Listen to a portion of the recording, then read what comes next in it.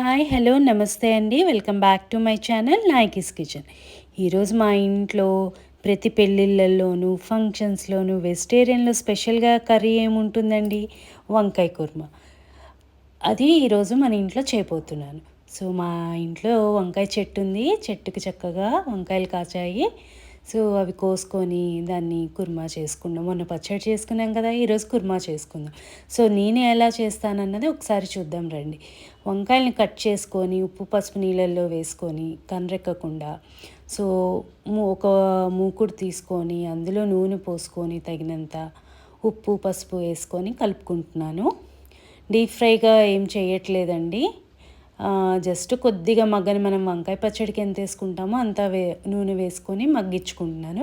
ఇప్పుడు మసాలా తయారీ విధానం చూద్దాము. దానికి కావాల్సిన పదార్థాలు వేరుశనగ గుండ్లు, పల్లీలు, ఎండుమిరపకాయలు, ఎండు కొబ్బరి, జీలకర్ర, ధనియాలు. నేను టమాటా వేయట్లేదు. టమాటా బదులు కొద్దిగా చింతపండు వేస్తున్నాను. మీకు ఇష్టమైతే అది స్కిప్ చేసి టమాటా వేసుకోవచ్చు. సో నువ్వులు కూడా ఉన్నాయి. అవి నువ్వులు మాత్రం లాస్ట్లో వేద్దాము, ఎందుకంటే నువ్వులు త్వరగా వేగిపోతాయి కదా వీటితో పోల్చుకుంటే.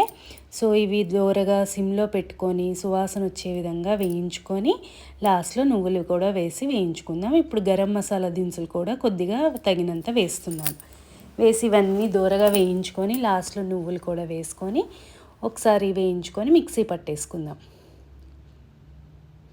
ఈరోజు మీ ఇంట్లో ఏం వంటకాలు చేశారండి? ఒకసారి కామెంట్ సెక్షన్లో తెలియచేయండి నాకు కూడా.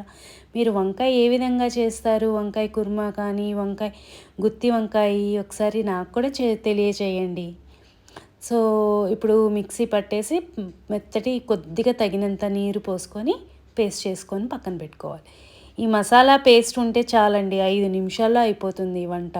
చాలా ఈజీ, చాలా ఎప్పుడు కావాలంటే అప్పుడు చేసేసుకోవచ్చు. చూసారా మెత్తగా అయింది. అలా కొద్దిగా పేస్ట్ లాగా చేసి పక్కన పెట్టేసుకుందాం. ఇప్పుడు ఒక బాణలు తీసుకొని మూకుడు కానీ ఏదైనా సరే తీసుకొని అందులో కొద్దిగా ఆవాలు, జీలకర్ర, ఎండుమిరపకాయ వేసుకొని ఒక పెద్ద సైజు ఉల్లిపాయ కట్ చేసుకున్నాను. ఉల్లిపాయ, ఒక పచ్చిమిర్చి వేసుకొని కొద్దిగా అల్లం వెల్లుల్లి పేస్ట్ కూడా వేసుకున్నాను. అది వేగాక కొద్దిగా ఉప్పు, పసుపు, తగినంత కారం. ఎందుకంటే ఆల్రెడీ ఎండుమిరపకాయలు వేసి వేయించుకున్నా కదా, మళ్ళీ పచ్చిమిర్చి, అందుకని కొద్దిగానే వేసుకుంటున్నాను. మనం నూనెలో కనుక పసుపు కారం వేసామంటే కలర్ చాలా బాగా వస్తుందండి.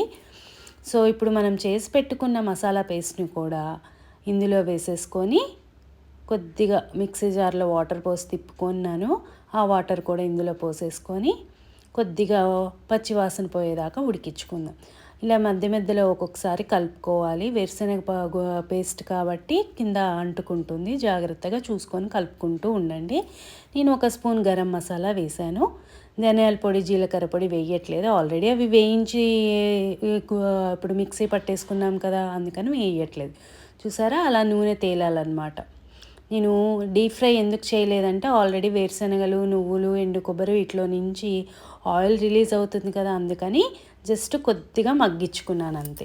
ఇప్పుడు మగ్గించుకున్న వంకాయలు మనము ఈ మసాలా పేస్ట్లో వేసేసుకొని ఒక 4 నుంచి 5 నిమిషాల దాకా మీడియం టు లో ఫ్లేమ్లో చూసుకుంటూ మసాలా వంకాయలకు పట్టేలాగా మగ్గించుకుందాం. చూసారా ఇప్పుడు నూనె తేలింది కదా, అంటే బాగా ఉడికిపోయింది. ఇప్పుడు వంకాయలకు కూడా మసాలా బాగా పట్టి ఇదైంది. ఇప్పుడు మనము కొద్దిగా కొత్తిమీర వేసుకొని ఒక్కసారి కలుపుకుందాము గరిటెతో. చూసారా ఈ కన్సిస్టెన్సీ ఉంటే బాగుంటుంది.